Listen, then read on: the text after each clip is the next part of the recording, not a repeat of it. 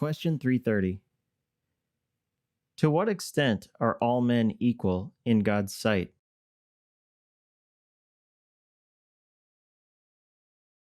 All men are equal in God's sight, insofar as all have the same Creator. All were created in the same image of God, with a rational soul, and all have the same Redeemer.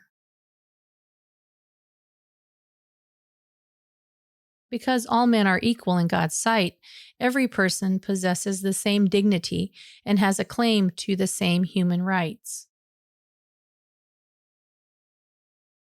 Hence, every kind of social, racist, sexist, cultural, or religious discrimination against a person is an unacceptable injustice.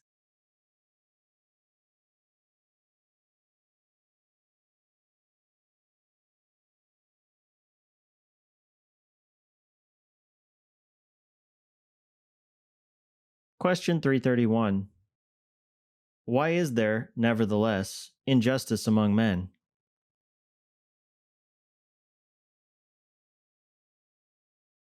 All men have the same dignity, but not all of them meet with the same living conditions. In cases where injustice is man-made, it contradicts the gospel. In cases where men have been endowed by God with different gifts and talents, God is asking us to rely on one another. In charity, one should make up for what the other lacks. There is a kind of inequality among men that does not come from God, but rather originates in societal conditions, especially in the unjust distribution of raw materials, land, and capital worldwide.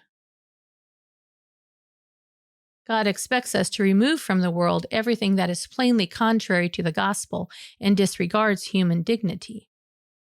Yet there is another sort of inequality among men that is quite in keeping with God's will: inequality in talents, initial conditions, and opportunities.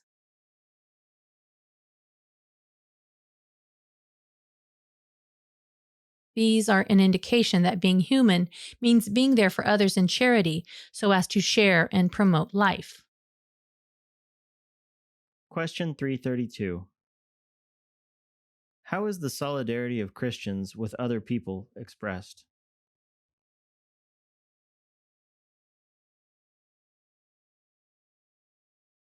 Christians are committed to just societal structures. Part of this is universal access to the material, example, home, job, food; intellectual, example, education; and spiritual goods, example, worship of this world.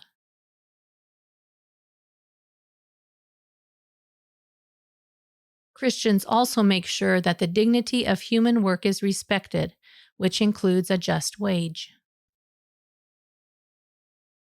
Handing on the faith is also an act of solidarity with all mankind. Solidarity is the practical hallmark of a Christian. Practicing solidarity is not just a command of reason. Jesus Christ, our Lord, identified completely with the poor and the lowly. Matthew chapter 25, verse 40. To be like Jesus, we must support those who are rejected. To refuse solidarity with them would be to reject Christ.